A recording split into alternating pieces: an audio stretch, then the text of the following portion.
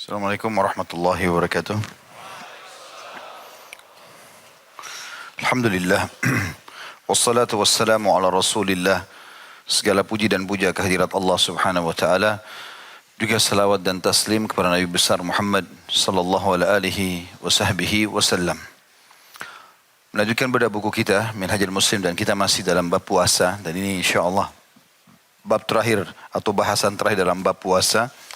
Setelah kita membahas poin-poin sebelumnya, masalah materi ke-6, penentuan bulan puasa, bagaimana cara mengetahui Ramadan sudah masuk atau tidak, dan sudah kita titik beratkan dengan cara melihat hilal.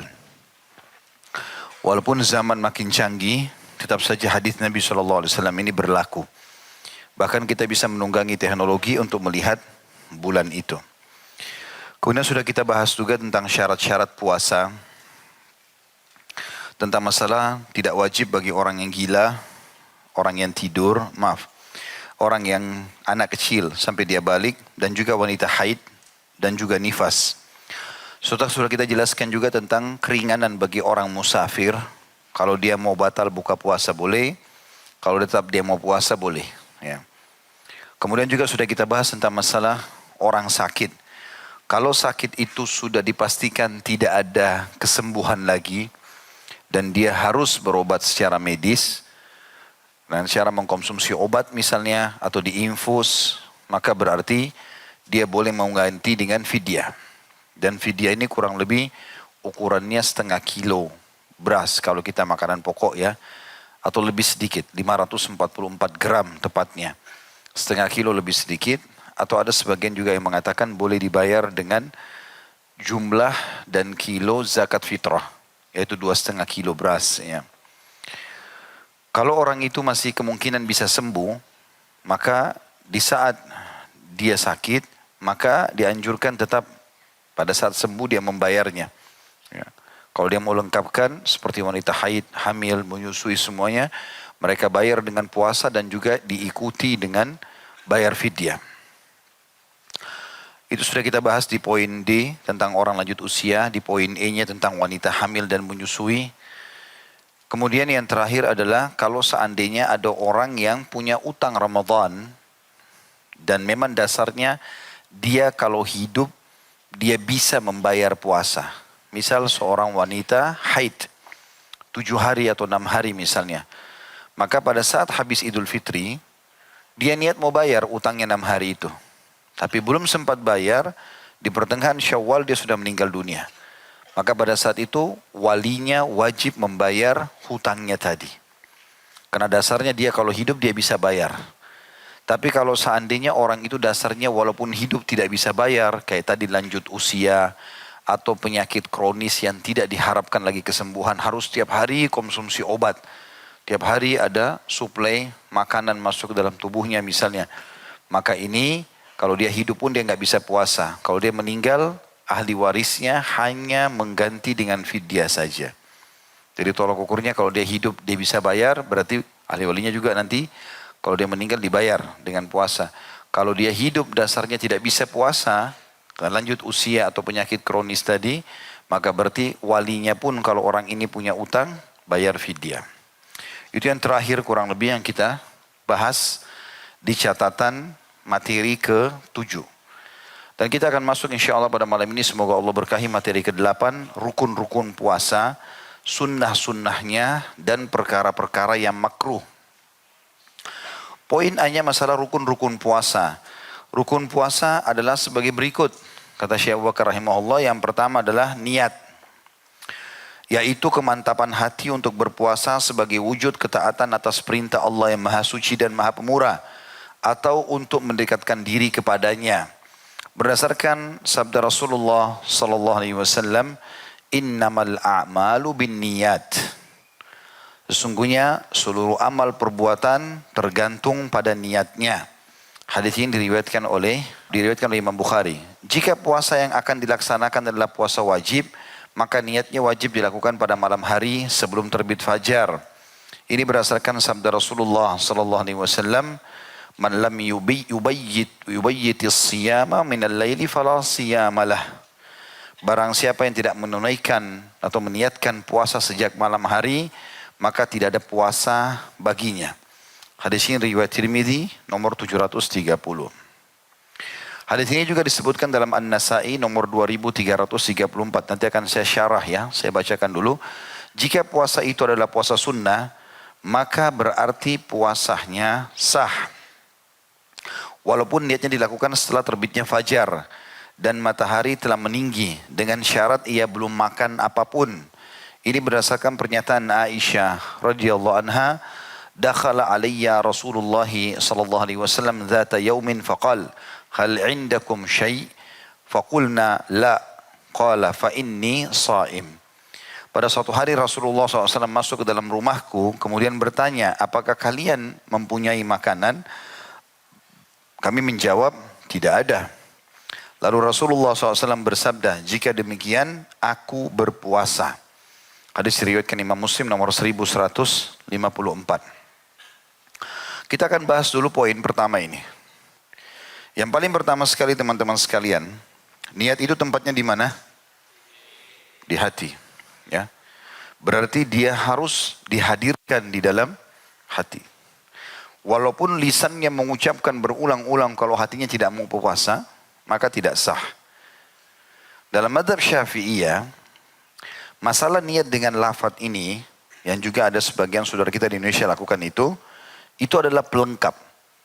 Dan kalau seseorang ragu dengan niat hatinya, dia ingin sempurnakan dengan lisan, dalam mazhab Syafi'iyah dibolehkan. Tapi jumhur ulama, Imam Ahmad, Imam Malik, Imam Abu Hanifah mengatakan tidak ada niat kecuali dalam hati saja. Maka tidak ada lafaz nawaitu shoma gadin, itu tidak dilakukan lagi. Atau kalau dalam sholat, usolli fardhu salatid duhur misalnya, kalau dalam pendapat jumhur ulama sudah tidak ada lagi pengucapan lafaz tersebut. Kalau seseorang sudah bertekad dalam hatinya ingin mengerjakan, antara dia sama Allah, itulah niatnya. Ya. Kalau Imam Syafi'i rahimahullah mengatakan asas niat hati. Sementara lisan pelengkap. Ya. Sehingga kalau orang sudah niat dalam hati lupa dengan lisannya tetap sah. Ya. Maka kita di sini menjelaskan tentang khilaf di antara ulama. Ya. Tentu kami pribadi cenderung dengan pendapat jumhur ulama yang mengatakan tidak ada lagi lafaz niat.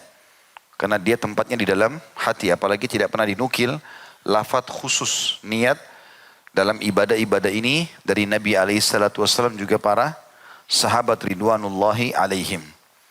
Jadi diniatkan dalam hati. Misal besok Ramadan, kemudian dia bertekad ingin puasa. Maka dia tinggal niat saja. Dalam hatinya puasa, besok tinggal puasa saja. Zakallah. Dan juga sebagian ulama mengatakan, tinggal dibahas apakah niat itu bisa satu niat untuk 1 bulan, atau setiap malam harus niat. Ya.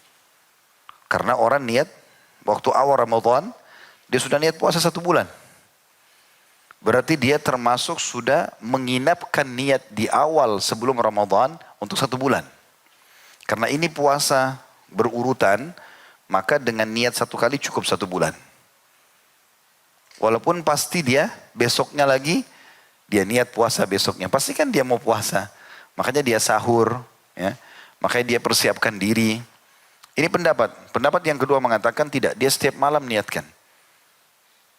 Seperti misalnya besok dia musafir. Ya dia tekadkan dia puasa atau tidak. Maka ini 2 pendapat juga. Yang tentu teman-teman sekalian insya Allah bisa kita ambil keduanya atau salah satunya. Dan Nabi SAW tidak diberikan pilihan 2 hal kecuali beliau memilih yang paling mudah di antara keduanya. Begitu yang disebutkan dalam riwayat Bukhari, disampaikan oleh Ummul Mukminin Aisyah radhiyallahu anha. Kalau dia niat sholat puasa wajib, maka niatnya harus diniatkan dari malam hari. Besok misalnya mau puasa Ramadan, memang kita niat bertekad mau puasa besok. Begitu juga dengan puasa puasa nazar. Kalau orang punya tekad, kalau penyakit saya sembuh saya puasa 3 hari. Kalau anak saya lulus saya puasa sehari. Kalau betul terjadi ya apa yang dia tekadkan itu, maka dia wajib membayar puasa itu. Nah ini puasa wajib. Berarti dia harus menginapkan juga niatnya dari malam hari. Ya. Kalau puasa sunnah, misal antum ingin puasa Senin Kamis, kemudian lupa kalau hari ini misalnya Senin, sudah tiba pagi hari. Asal belum makan dan minum, tiba-tiba pas mau jalan, sudah mandi, kemudian kita lihat, oh ternyata hari Senin nih. Saya ingin puasa Senin, yang penting belum makan, belum minum, boleh langsung puasa. Kalau puasa sunnah, boleh pada hari itu juga. Dan itu yang disebutkan tadi dalam riwayat, bagaimana Nabi SAW berkata pada saat masuk rumah, Aisyah, ada makanan enggak? Kata Aisyah, tidak ada ya Rasulullah. Kata Nabi SAW, kalau gitu saya puasa saja. Maka berarti kalau puasa wajib, wajib juga diinginapkan niatnya. Kalau puasa sunnah berarti berarti boleh diniatkan kapan saja, baik malam ataupun siang hari. Begitu juga dengan puasa wajib tidak boleh dibatalkan kecuali punya udzur syar'i. Kalau puasa sunnah boleh dibatalkan tanpa udzur syar'i. Ya, kalau orang lagi puasa Senin tiba-tiba dia mau batalin saja, bisa saja. Dia cuma kehilangan pahala. Mirip dengan sholat sunnah. Tiba-tiba dia sholat di masjid, udah nanti aja dia sholat dia di rumah.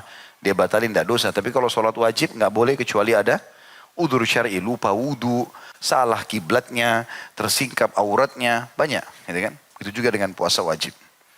Itu poin pertama. Rukunnya tentang masalah niat. Yang kedua imsak atau menahan diri. Yaitu menahan diri dari perkara-perkara yang membatalkan puasa. Seperti makan, minum, dan berhubungan seksual. Ya. Tentu masih ada hal-hal lain, tapi ini induk-induknya ya.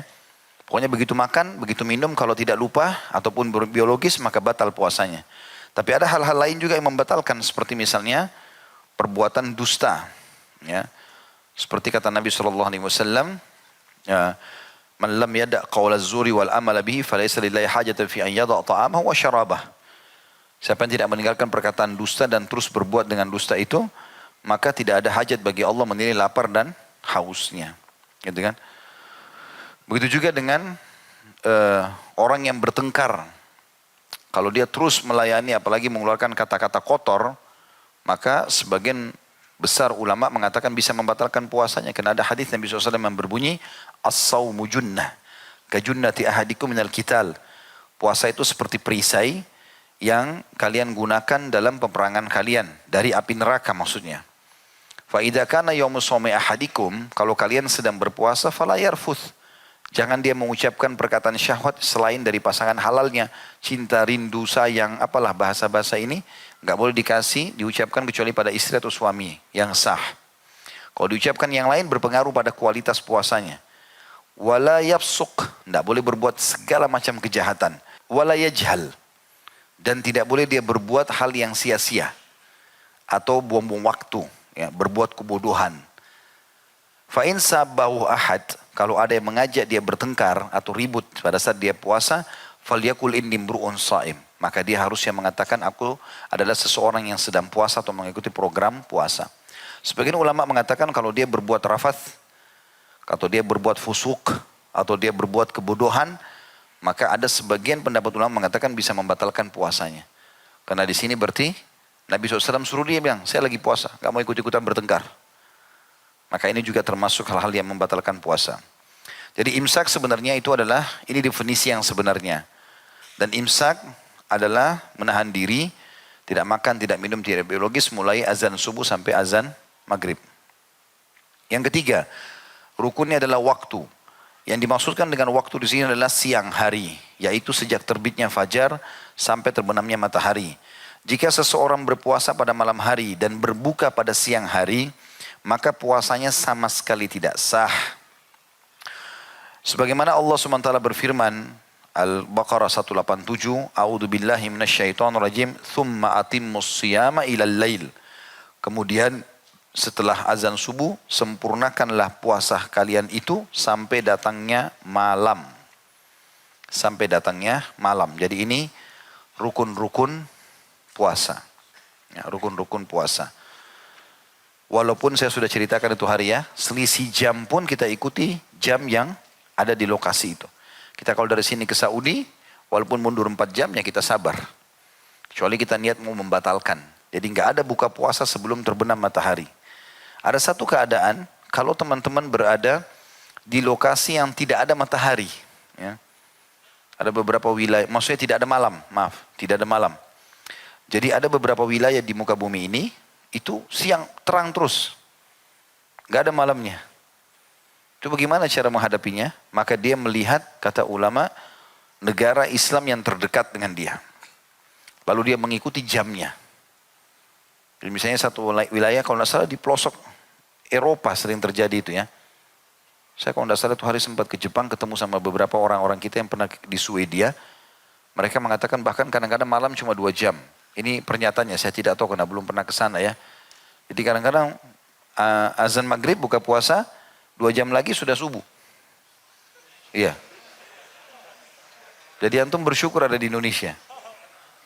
Maghrib jam 6, subuh jam 5, 11 jam. Bisa makan, bisa minum, bisa tidur. Oh, ada beberapa negara tidak seperti itu. Ada bahkan yang tidak ada malam sama sekali. Selalu ada matahari. Bagaimana dia menghadapi itu? Maka dia lihat negara-negara Islam terdekat lalu dia mengikuti jamnya. Ya, untuk tolok ukur ini subuhkah atau ini maghribkah. Ya, seperti itu. Selanjutnya teman-teman sekalian, poin B-nya sunnah-sunnah puasa. Perkara-perkara yang disunnahkan dalam puasa adalah yang pertama, menyegerakan berbuka puasa atau takjil. Ini antum tidak usah diajar. Ya. Yaitu segera berbuka puasa ketika waktu berbuka telah tiba pada saat matahari benar-benar telah terbenam. Sebagaimana sabda Rasulullah SAW. Jadi garis bawahi pada saat matahari terbenam. Nanti masuk maghrib. Awan merah sudah kelihatan. Jangan jam 5. Ya. Sebagaimana sabda Rasulullah SAW. La yazalun nasu bi khairin ma'ajjalul fitr. Manusia senantiasa dalam kebaikan selama mereka menyegerakan berbuka puasa. Hadis Bukhari nomor 1957 dan Imam Muslim 1098. Anas bin Malik radhiyallahu anhu juga berkata, Inna Nabi SAW lam yakun liyusalli al-maghriba hatta yuftira walau ala syarbati ma'. Sesungguhnya Nabi SAW tidak mengerjakan sholat maghrib sampai beliau berbuka puasa terlebih dahulu, walaupun hanya dengan seteguk air. Hadis ini diriwayatkan oleh At-Tabarani dalam Mu'jam al-Awsat jadi 8 halaman 335. Ya, karena ada juga orang begitu ya. Dia buru-buru mau sholat maghrib, dia enggak buka puasa dulu. Enggak. Buka puasa batalkan walaupun hanya dengan seteguk air. Ini segera buka puasa. Kemudian yang kedua, berbuka dengan kurma matang. Atau kurma kering. Atau air. Jadi didahulukan kurma dulu, baru kemudian air. Yang terbaik di antara ketiganya adalah yang pertama, yaitu kurma matang. Sedangkan yang kurang baik adalah yang terakhir. Maksudnya bukan kurang baik ya. Ya, bisa dikatakan mufaddal. Yang afdal, yang paling baik adalah kurma. Yang kurang sedikit pahalanya dari itu adalah langsung minum air. Seorang muslim disunnahkan berbuka dengan sesuatu yang ganjil. Angka 3, 5 atau 7. Maksudnya butiran kurma. 1 butir atau 3 atau 5. Pilih angka-angka ganjil. Karena Allah itu ganjil dan menyukai sesuatu yang ganjil. Innallah witrun yuhibbul witra. Sebagaimana Anas bin Malik radhiyallahu anhu berkata, "Kana Rasulullah SAW yuftiru ala rutabatin qabla an yusalliya, fa in lam takun fa ala tamaratin, fa in lam takun hasa hasawatin mimma." Rasulullah SAW berbuka puasa dengan beberapa kurma rutab atau yang setengah matang, yang lembut ya. Sebelum mengerjakan sholat maghrib. Jika rutab tidak ada, beliau berbuka puasa dengan kurma matang. Jika kurma matang tidak ada, maka beliau meneguk beberapa tegukan air. Hadis ini diriwayatkan oleh Tirmidzi nomor 696. Tapi kan saya haus sekali Ustaz, ya minum air nggak apa-apa. Karena ini sunnah. Ya, kita kan bicara tentang sunnah-sunnah puasa.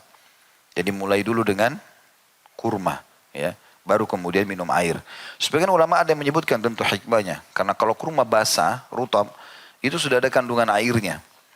Jadi kalau seorang mengunyah dengan baik, sampai lembut dan dia masukkan ke tenggorokannya, maka manisnya sudah cukup menutupi haus selama berapa jam.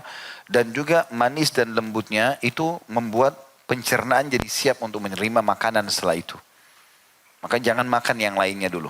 Karena kurmanya adalah sunnah Nabi alaihi salatu wassalam. Yang ketiga berdoa ketika berbuka puasa. Karena Rasulullah SAW berdoa ketika berbuka puasa. Sebagai berikut. Allahumma laka sumna wa ala rizqika aftarna fataqabbal minna innaka antas samiul alim. Ya. Ini yang diangkat oleh Syekh Abu Bakar tentunya. Ya Allah, untukmu kami berpuasa dan dengan rezekimu kami berbuka. Maka terimalah puasa kami, sungguhnya engkau maha mendengar lagi maha mengetahui. Hadis ini diriwayatkan oleh At-Tabarani di jilid 12 halaman 156. Tentu hadis ini ada tanggapan para ulama tentang masalah hadis ini. Ada yang melemahkan dan ada juga yang menerimanya ya. Tetapi yang pasti yang ada riwayat sahih adalah dhahabat dhama wabtalatil uruq wa thabatal ajru insyaallah. Dhahabat dhama artinya telah hilang rasa haus. Ya, wabtalatil uruq dan semua urat-urat telah terbasahi. Wa thabatal ajru insyaallah dan semoga pahala diberikan sempurna dengan izin Allah. Ibnu Umar radhiyallahu anhu juga berdoa ketika berbuka puasa yaitu dengan doa berikut. Allahumma inni as'aluka bi rahmatika allati wasi'at kulla syai' an taghfira li dhunubi. Ya Allah, aku meminta kepadamu dengan rahmatmu yang meliputi segala sesuatu. Semoga engkau mengampuni dosa-dosaku. Semoga engkau mengampuni dosa-dosaku. Ini disebutkan, diriwayatkan oleh Abu Daud. Diriwayatkan Abu Daud nomor 33 sampai 35. Atau diulangi ya, nomor 33 dan juga nomor 35. Atau 3358 ini ya. Cuma diberikan pemisah. Kemudian yang keempat, sahur. Tentu pada saat buka puasa ini, banyak doa yang boleh disampaikan ya. Ini kan sunnah Nabi SAW. Dan ada sebuah hadis yang sahih kata Nabi SAW, ada doa atau ada waktu pada saat buka puasa, bila seorang yang berbuka puasa itu berdoa tidak akan ditolak oleh Allah subhanahu wa ta'ala. Dia berdoa silahkan, lanjutkan apa saja. Tapi usahakan mengambil beberapa rutab dulu, kurma, dikonsumsi lalu kemudian berdoa. Bisa tentu dari rumah menuju ke masjid sambil berdoa, apalagi bergabung antara saat berbuka puasa dengan azan, antara azan dan iqamah ya. Maka itu dua waktu mustajab yang sangat baik. Kemudian yang keempat sunnahnya adalah sahur, yaitu makan dan minum pada saat sahur di akhir malam dengan niat puasa. Sebagaimana sabda Rasulullah SAW, Inna fasla ma baina siyamina wa siyami ahlil kitabi akalatus sahur. Sesungguhnya pembeda antara puasa kita dengan puasa ahli kitab adalah sahur. Dan itu disebutkan ada footnote nomor 1140, diriwayatkan Imam Muslim nomor 1096 sampai sini. Jadi orang-orang ahli kitab kalau mereka puasa, mereka tidak sahur, tidak mengenal sahur. Kita dianjurkan sahur. Dan Nabi SAW bersabda, tasahharu fa inna fis sahuri barakah. Makan sahurlah kalian, karena sungguhnya di dalam sahur itu terdapat berkah. Hadis ini riwayat Bukhari nomor 1923 dan Imam Muslim nomor 1095. Hadis ini memberikan gambaran kepada kita tentang dianjurkannya sahur. Tetapi tentu sahur ini teman-teman bukan berarti harus paksakan diri makan banyak. Karena ada orang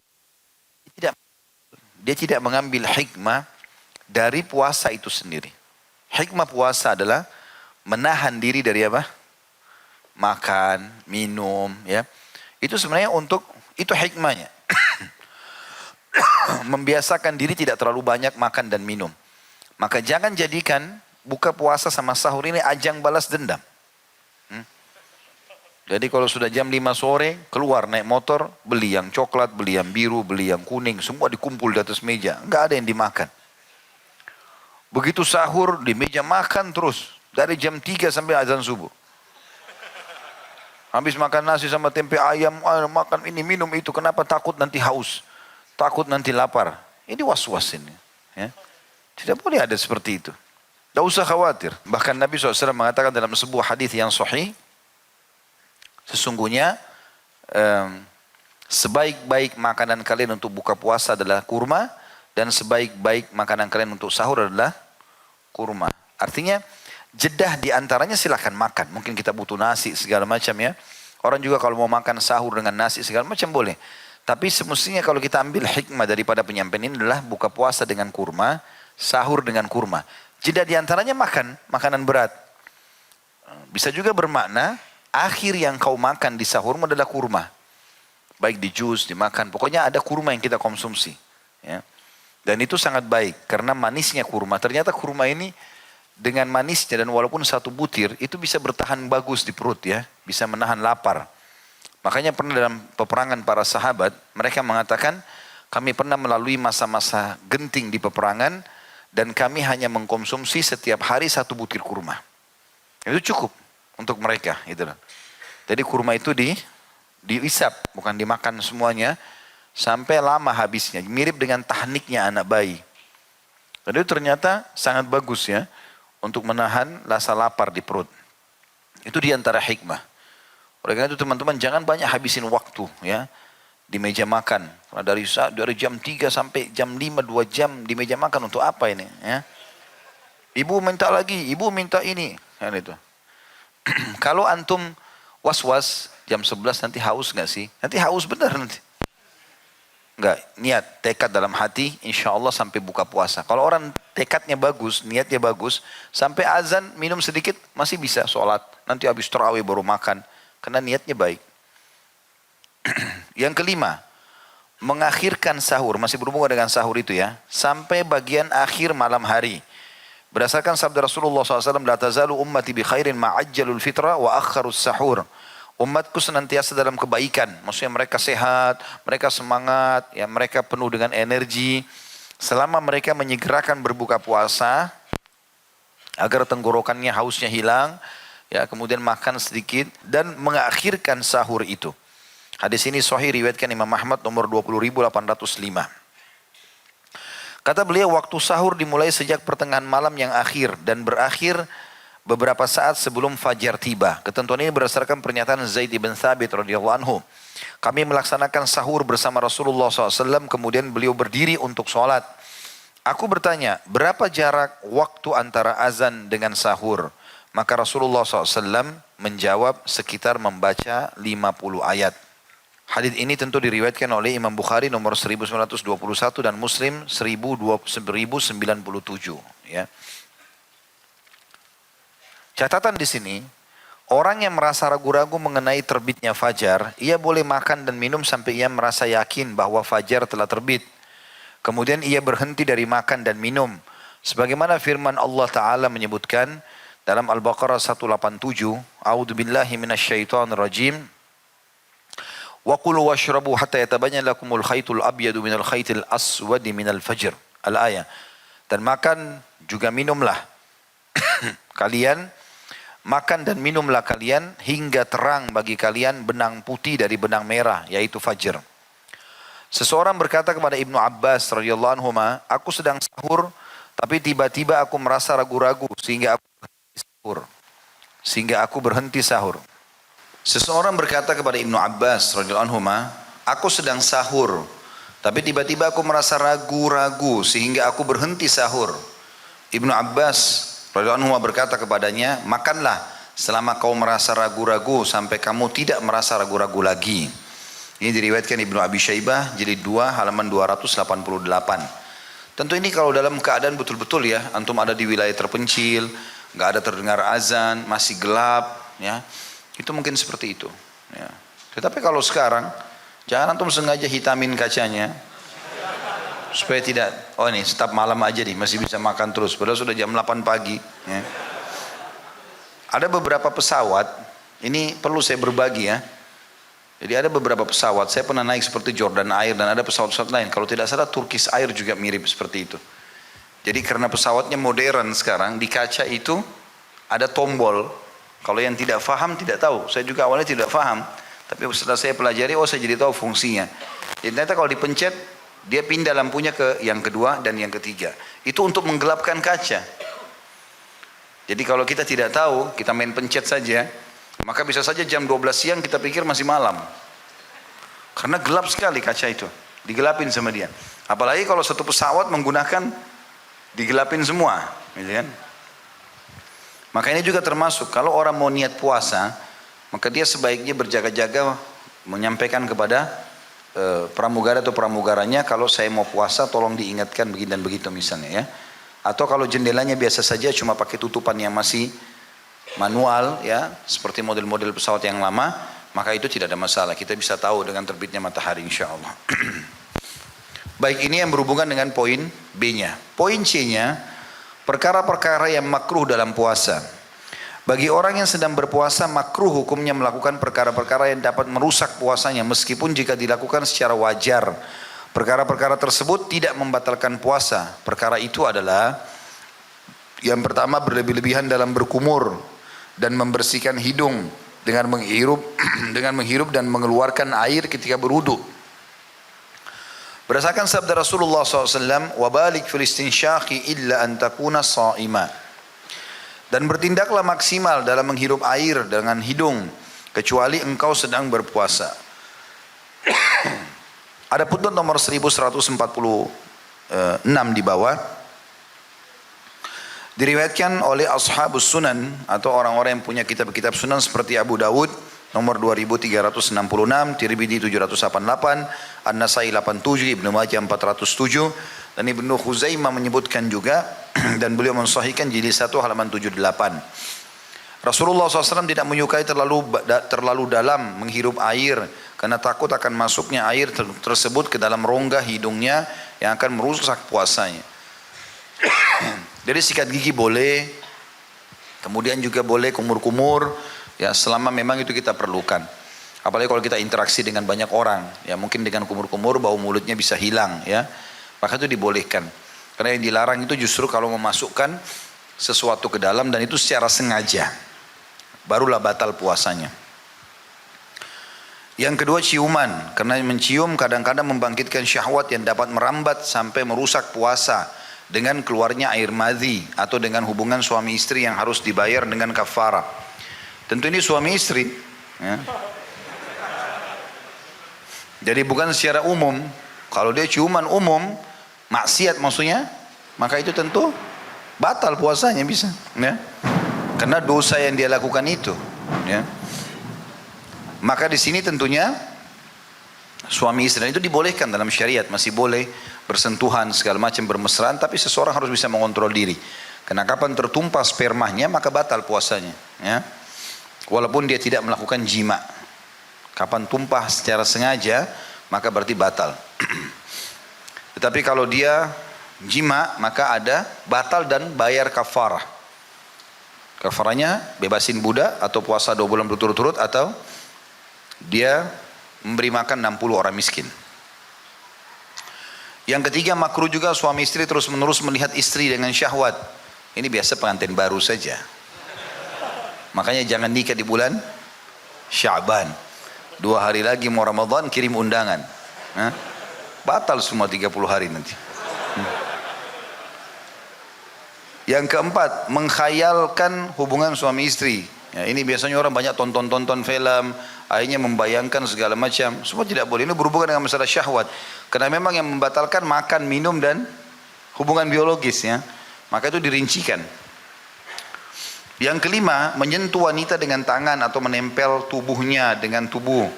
Ya, ini makruh. Tentu di sini yang dimaksudkan adalah suami istri, ya. Yang keenam, mengunyah daun sirih karena dikhawatirkan beberapa bagiannya masuk ke dalam tenggorokan. Biasanya orang kena ingin wangi mulutnya pakai daun sirih. Atau orang mau menguatkan bagian gusi, ya. Makanya biasa obat kumur biasanya dari daun sirih, ya. Tapi kalau obat kumur sendiri dibolehkan. Yang penting hanya secukupnya saja. Kemudian yang ketujuh, mencicipi makanan. Asal tidak masuk maka makruh saja. Biasanya supaya ibu-ibu tahu ini asin atau tidak, ditaruh di ujung lidahnya saja. Oh ini sudah asin, ya udah. Terus dia kumur-kumur bersihin mulutnya. Gitu kan. Jadi bukan dimasukkan, karena kapan masuk ke tenggorokan batal. Yang kedelapan, berkumur-kumur bukan wudu atau keperluan yang mengharuskannya. Ini makruh, tidak batal kecuali masuk. Yang kesembilan, bercelak pada permulaan siang. Tapi jika bercelak pada akhir siang maka hal itu diperbolehkan. Maksudnya sudah menjelang buka puasa, ya, karena tetap saja mata bisa berhubungan dengan bagian anggota tubuh yang dalam, ya. Maka dilarang.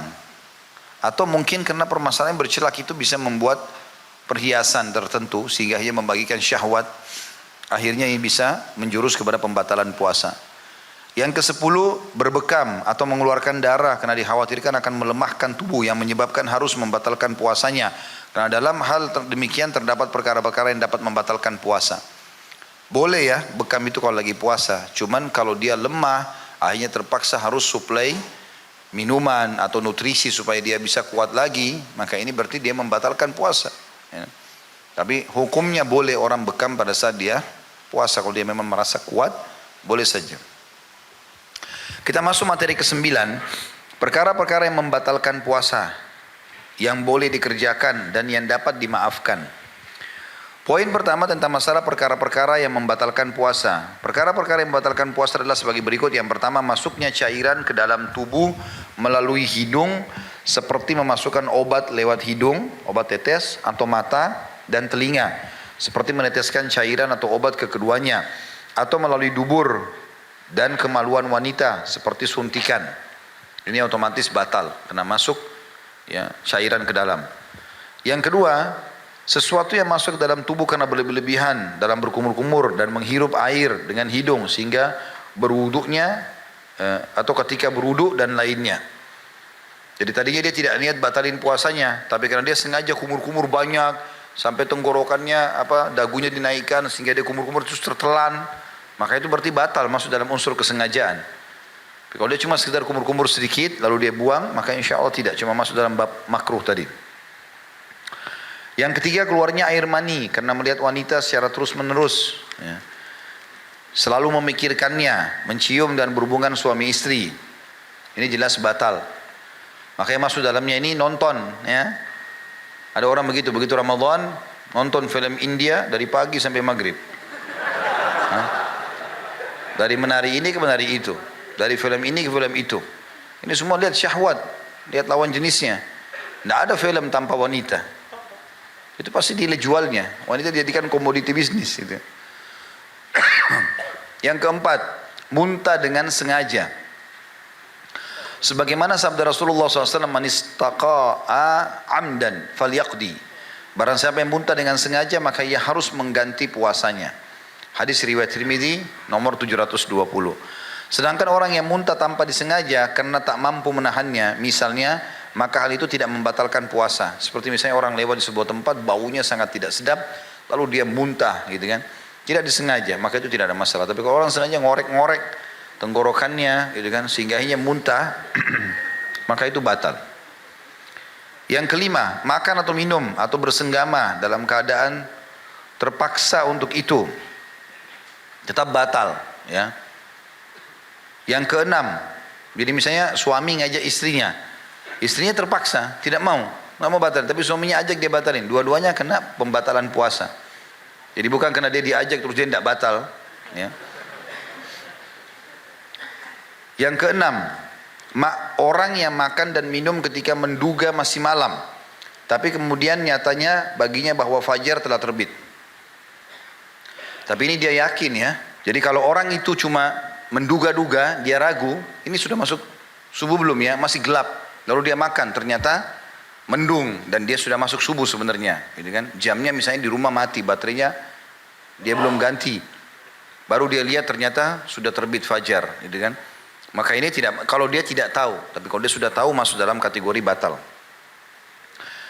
Yang ketujuh, orang yang makan dan minum ketika menduga bahwa hari tengah malam, kemudian nyatanya baginya fajar, yang sudah kita bahas. Yang kedelapan, orang yang makan dan minum karena lupa, tapi kemudian ia tidak berhenti darinya karena menduga bahwa berhenti makan dan minum itu tidak wajib selama ia telah makan dan minum hingga meneruskan berbuka sampai malam. Ya kalau ada teman kita lagi makan, tidak usah ditanya dulu, kesian. Kamu gak puasa? Pas di tenggorokan nanti keselak dia. Karena nanti kita belajari hal-hal yang dibolehkan, ya. Di antaranya orang kalau makan tanpa ingat, lupa dia, ya. Kalau dia makan, kata Nabi SAW, siapa yang lupa pada saat puasa dia makan, maka dia lanjutkan puasanya, karena sungguhnya Allah yang telah memberikan dia makan dan minum, ya. Tapi dia betul-betul lupa antara dia sama Allah SWT. Maka selama dia lupa, ya dia makan. Tapi kalau kita lihat orang lagi makan, lagi bulan puasa, jangan langsung diingatkan. Mungkin dia memang lupa, gitu kan. Maka setelah dia selesai, baru kita ingatkan, ya. Mungkin memang dia punya udzur syar'i segala macam dijelaskan sama dia.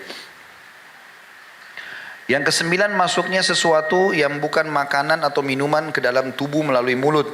Misalnya menelan permata atau benang Sebagaimana diriwayatkan bahwa Ibnu Abbas radhiyallahu anhu berkata, puasa itu karena sesuatu yang masuk dan bukan karena sesuatu yang keluar.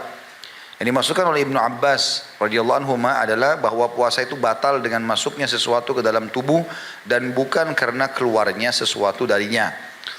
Seperti darah dan muntah. Kalau keluar darah nggak batal, keluar muntah nggak batal, kecuali tadi sengaja seseorang memuntahkan maka batal, atau orang sengaja bekam keluar darah lalu kemudian dia lemas terpaksa harus batalin puasa. Nah itu baru masuk dalam masalah pembatalan. Yang ke-10, menolak berniat puasa meskipun tidak makan dan minum.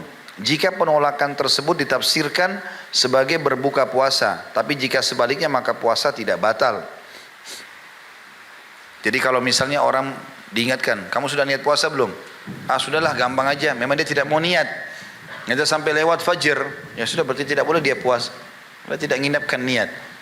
Tentu ini sudah sangat mudah ya, orang pasti niatkan dari malam dia akan berpuasa sebagaimana saya jelaskan tadi di poin pertama atau poin sebelumnya.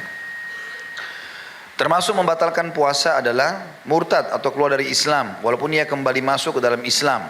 Misal dia murtad jam 8 pagi, dia kembali jam 4 sore. Misal, tetap dianggap puasanya batal.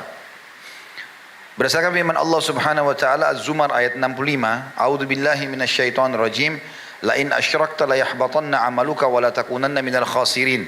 Jika kamu mempersekutukan Tuhan, niscaya akan terhapuslah amalanmu dan tentulah kamu termasuk orang-orang yang merugi. Maksud di sini adalah murtad, keluar dari Islam.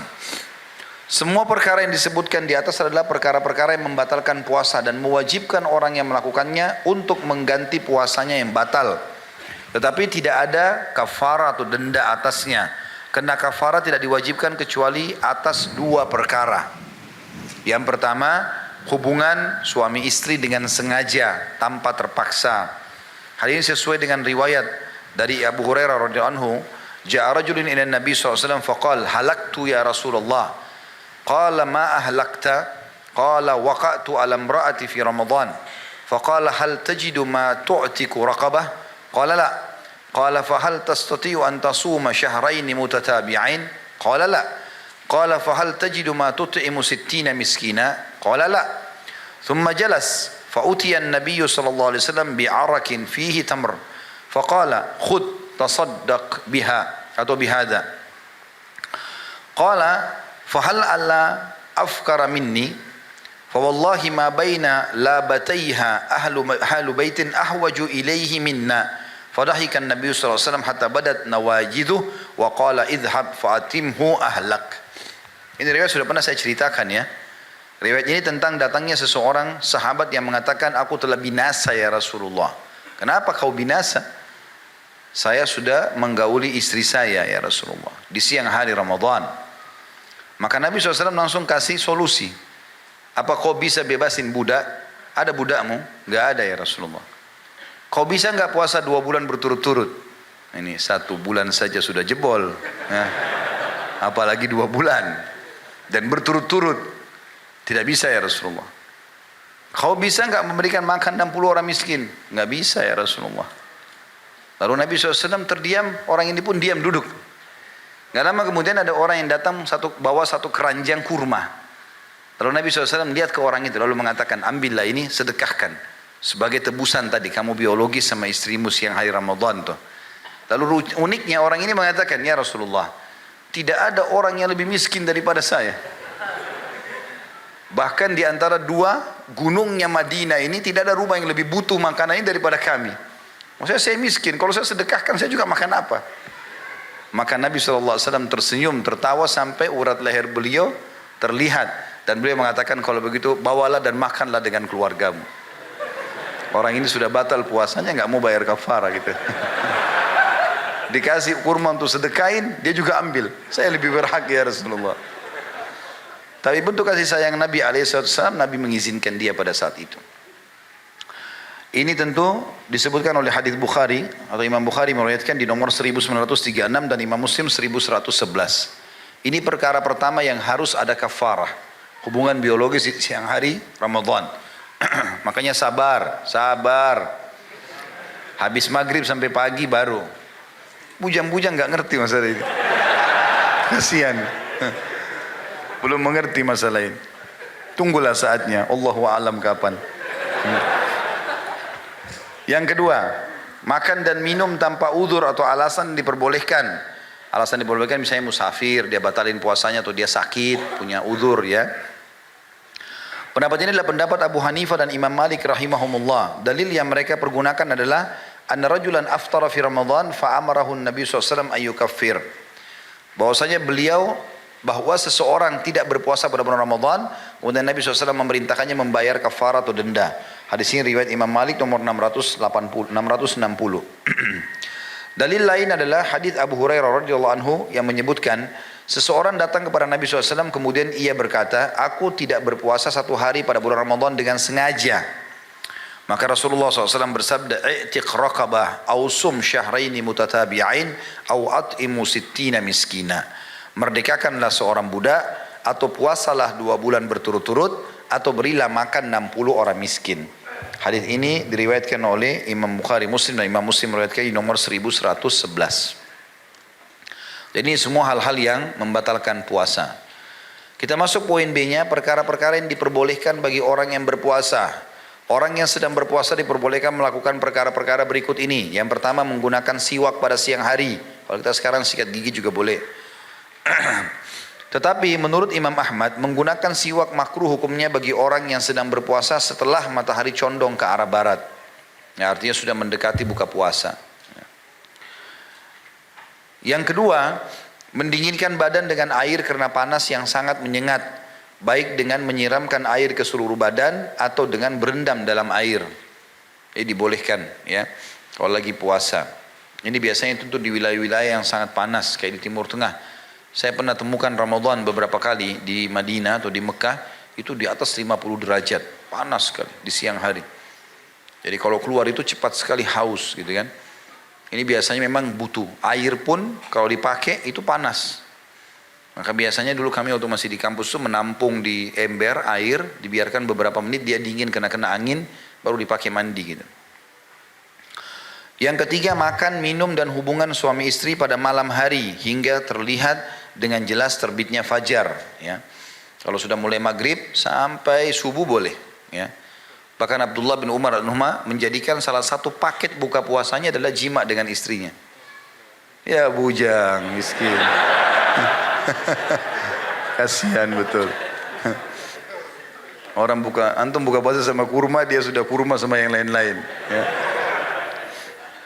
Jadi makan beberapa butir kurma, minum air, pergi ke masjid, sholat maghrib, pulang, baru dia berhubungan biologis. Radhiyallahu anhuma. Kemudian selanjutnya, yang keempat, bepergian untuk suatu kebutuhan yang diperbolehkan meskipun perjalanan tersebut bisa jadi akan mengakibatkan dirinya berbuka puasa. Jadi boleh musafir pada saat orang sedang puasa ya. Kemudian yang kelima, berobat dengan jenis obat apapun yang halal selama tidak ada yang masuk ke dalam tubuh. Misalnya dengan menggunakan jarum jika hal itu bukan infus ya. Jadi masih dibolehkan. Atau dia jahit ya, misalnya dijahit ada luka, olesan di luar kayak balsem, obat luar ya, minyak zaitun segala macam dari luar itu tidak ada masalah. Kalau infus kan berarti masuk ke dalam ya, seperti itulah. Jadi kalau cuma dipakai luar kayak menjahit tidak ada masalah. Yang keenam, mengunyahkan makanan untuk anak kecil jika yang bersangkutan tidak menemukan orang yang dapat mengunyahkan makanannya dengan syarat tidak ada sesuatu pun yang masuk ke dalam tubuhnya. Ya kalau sekarang kan sudah ada alat blender ya. Kalau memang anak-anak masih kecil biasanya butuh makanan yang halus sekali. Yang ketujuh, menggunakan minyak wangi dengan wewangian. Hal itu karena tidak ada riwayat yang melarangnya dari pembuat syariat. Hanya saja ulama menghususkan masalah dupa. Ya, kalau dupa dianggap bisa, dan pendapat sebagian ulama bisa membatalkan. Karena kan keluar asap, sengaja dihisap, dihirup ya. Maka bisa masuk ke dalam tubuh ya. Kalau dia cuma semprotan saja, insya Allah mudah-mudahan tidak masalah ya. Itu pendapat tentunya, sebagian pendapat masalah itu. Makanya di sekitar Timur Tengah atau di Saudi, terutama di Mekah sama Madinah, itu penjual-penjual gaharu dari pagi sampai maghrib mereka tidak ada yang bakar depan toko. Biasanya dibakar depan toko ya, supaya orang bisa cium dan tahu ya, saya kena masalah ini. Poin C-nya adalah perkara-perkara yang dimaafkan. Perkara-perkara yang dimaafkan apabila dilakukan oleh orang yang berpuasa adalah sebagai berikut. Yang pertama, menelan ludah walaupun banyak. Maksudnya adalah ludahnya sendiri, bukan ludah orang lain. Nah begitu tulisannya kan? Benar nggak? Bukan saya ngarang-ngarang itu. Ya mungkin orang kalau terlalu banyak ciuman, akhirnya banyak ludah, segala macam itu mungkin bisa membatalkan ya. Yang kedua, terpaksa muntah dan mengeluarkan cairan dari perut dengan syarat jika tidak ada yang masuk lagi ke dalam perutnya setelah keluar sampai pada ujung lidahnya. Misal dia mules sekali, ya, sehingga dia merasa harus dimuntahkan. Karena kalau dimuntahkan maka dia akan aman ya. Maka pada saat itu ya, dia mules sekali, dia memegang perutnya, bukan sengaja korek tenggorokannya, karena sengaja muntah batal puasa. Tapi dia berharap bisa muntah, akhirnya dia muntahlah dan dia keluarkan. Selama tidak ada lagi yang masuk kembali ke tenggorokannya maka tidak batal. Yang ketiga, menelan lalat atau serangga karena terpaksa dan tanpa disengaja. Biasa orang kalau jalan buka mulut lalatnya masuk. Pernah nggak? Kenapa? Bisa saya terjadi kan? Nah lalat kan terbang kadang-kadang, mungkin dia lagi tidak lihat masuk ke tenggorokan orang. Dan biasanya kalau masuk ke tenggorokan dia udah masuk ke dalam perut. Dia nggak keluar lagi gitu. Nabrak dinding-dinding tenggorokan langsung jatuh gitu kan. Kalau ini tidak disengaja maka nggak masalah. Ya. Yang keempat, debu jalanan dan asap dari pabrik-pabrik, asap kayu bakar dan seluruh bentuk asap yang lain yang tidak dapat dihindari. Kalau tadi kan saya bilang ada pendapat sebagian ulama kalau dupa kan sengaja dibakar. Lalu orang hirup gitu kan bau wanginya, itu kemungkinan ada pendapat sebagian yang mengatakan itu. Tapi yang umum-umum ini kayak kita lagi di jalanan, macet, polusi segala macam itu bisa dihindari. Kemudian yang kelima, bangun pagi dalam keadaan junub meskipun ia menghabiskan seluruh siangnya dalam keadaan junub. Jadi kalau misalnya suami istri berhubungan biologis di malam hari karena dia halal di Ramadan, kemudian dia tidur, boleh nggak tidur dalam keadaan junub? Boleh. Sunnahnya uduk dulu sebelum tidur kalau bisa, kalau enggak masalah dia tidur. Nanti kalau dia bangun misalnya lewat subuhnya, misal dia ketiduran lewat, dia bangun jam 6, subuhnya misalnya jam 5 lewat misalnya atau setengah 6, maka di sini dia tetap lanjutkan puasanya walaupun dalam keadaan junub. Atau orang mimpi misalnya, maka tetap dia bisa lanjutkan puasa. Yang keenam, yang enam tadi mimpi basah, jadi sama tadi dengan yang ketujuh, yang kelima sebenarnya. Kalau ini dalam keadaan junub artinya hubungan biologis. Kalau yang keenam mimpi basah, tidak ada akibat apapun bagi orang yang berpuasa jika ia mengalami mimpi basah.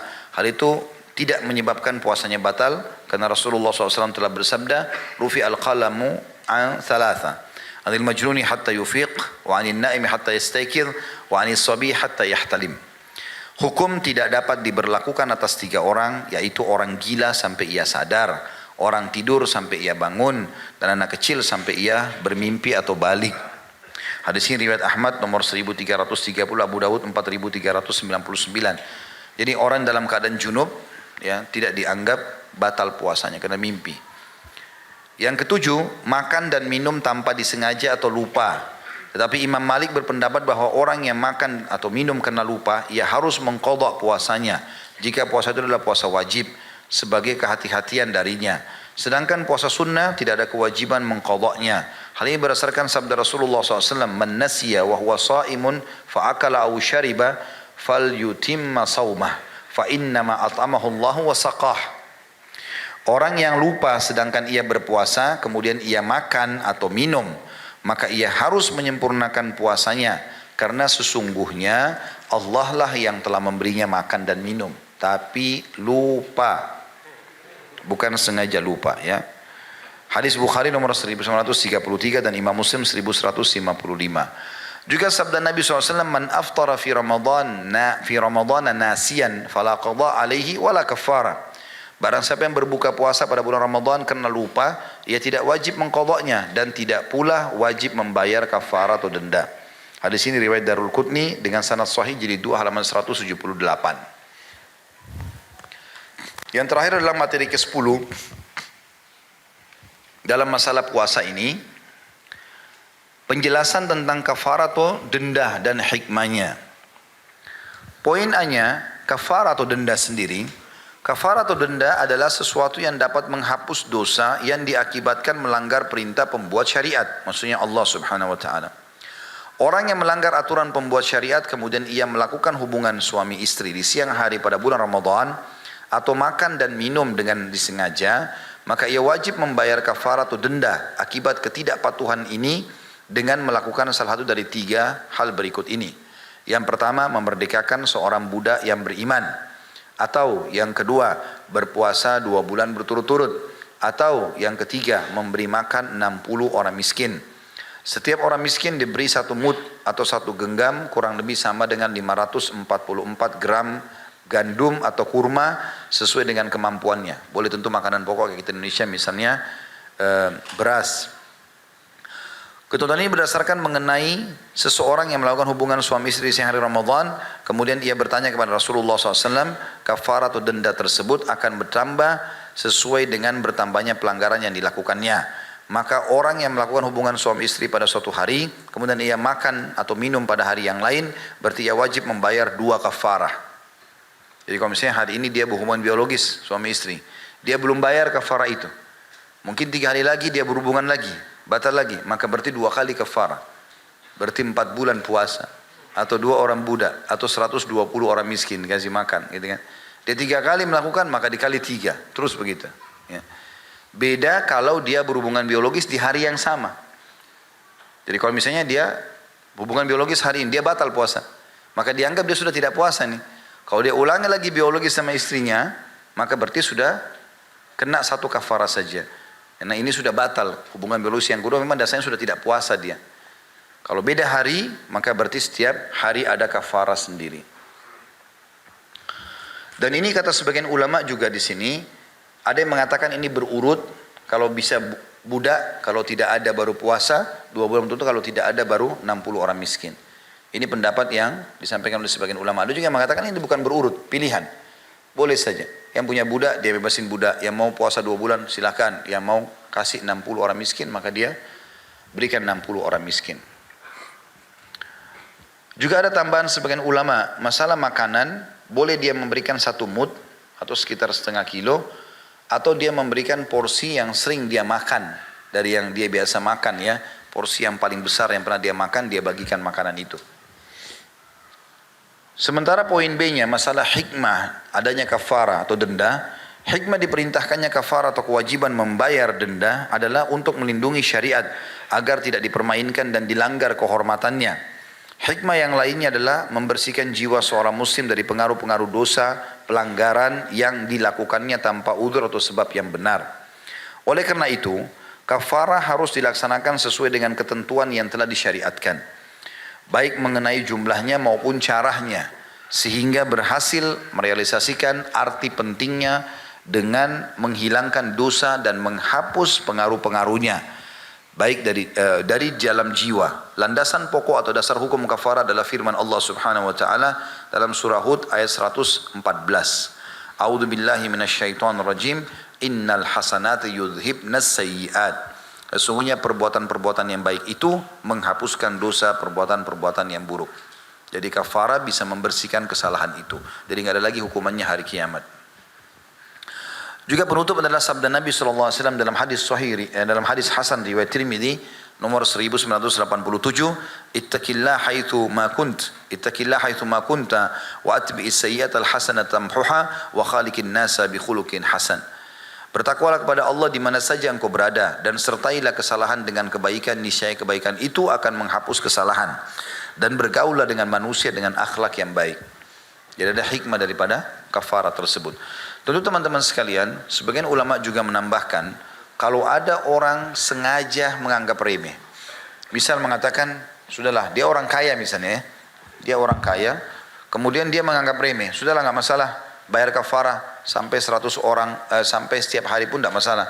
Maka dia sengaja batal-batalkan puasanya karena menganggap dia bisa membayar kafarah. Ini ada dosa sendiri nih. Karena dia sengaja menolak puasa yang wajib, dia mampu sebenarnya. Dan dia sengaja. Beda kalau orang memang dasarnya, misal suami istri, dia tidak sengaja, kayak pengantin baru, orang memang terlalu berdekatan, bergesekan syahwatnya terlalu besar, maka itu berbeda. Mungkin dengan cara seperti ini dia batal. Itu pun biasanya orang menyesal ya. Allah Subhanahu wa taala memberikan dalam hatinya penyesalan sehingga paling dalam seumur hidup mungkin sekali dia lakukan misalnya. Tapi kalau ada orang sengaja menganggap remeh, maka ini dosa tersendiri. Nggak boleh dianggap remeh. Karena ini harus dihormati keputusan. Mirip dengan orang sholat wajib sengaja batal-batalin. Ya, karena alasan, udah batalin aja, saya mau sholat di sana, saya mau sholat di sana. Enggak. Ini bisa dosa sendiri. Batalin sholat tanpa udzur bisa berdosa. Ya seperti itulah. Allahu a'lam. Semoga Allah SWT memberkahi majlis kita ini. Amin. Dan dijadikan sebagai tambahan amal kita pada hari kiamat. Amin. Semoga seluruh amal yang pernah kita kerjakan, yang sedang kita kerjakan dan akan kita kerjakan sampai menjelang ajal datang nanti diterima dengan pahala yang sempurna. Amin. Dan semoga bulan Ramadan ini diberkahi oleh Allah Subhanahu wa taala. Semua waktu kita penuh dengan ibadah dan Allah memberikan kepada kita kesempatan Ramadan yang sangat banyak sampai menjelang ajal datang nanti. Amin. Semuanya dengan kesehatan, kekuatan dan juga iman yang sempurna. Amin. Dan semoga seluruh dosa yang pernah kita kerjakan tidak terkecuali besar ataupun kecil, samar ataupun nyata, sengaja tidak sengaja, semuanya diganti oleh Allah dengan kemahamurannya menjadi pahala. Dan semoga saja negara Indonesia menjadi negara yang aman, tentram, damai, seluruh umat Islam di bawah naungan ukhuwah Islamiyah dan dalam ibadah mereka kembali kepada Al-Quran dan Sunnah. Dan semoga Allah melunasi selunas-lunasnya seluruh utang negara ini dan Allah bukakan seluruh rezeki dari seluruh penjuruhnya dan Allah mengaruniakan kita pemimpin muslim yang adil kembali kepada Al-Quran dan Sunnah dan semoga Indonesia menjadi contoh bagi negara yang lain. Selalu kita doakan agar Allah memberikan pertolongan, kemenangan untuk saudara kita di Palestina, di Syria, di Yaman, di Irak, di Myanmar, di Ahsa, dimanapun mereka berada sedang tertindas. Semoga Allah ikhlaskan niat mereka, terima para syuhada mereka, mulakan Islam di tangan mereka dan tangan kita semua. Dan semoga Allah ikut sertakan kita bersama mereka di pahala, baik dengan doa, dengan harta juga dengan jiwa kita. Dan semoga Allah menyatukan kita semua di surga Firdausnya tanpa hisab, mana disatukan dalam majlis ilmu yang mulia ini. Kalau benar pasti dari Allah, pada salah dari saya mohon dimaafkan. Wassallallahu nabiyana Muhammadin walhamdulillahi rabbil alamin. Subhanakallahumma bihamdika asyhadu an la ilaha illa anta astaghfiruka wa atubu ilaik. Wassalamualaikum warahmatullahi wabarakatuh.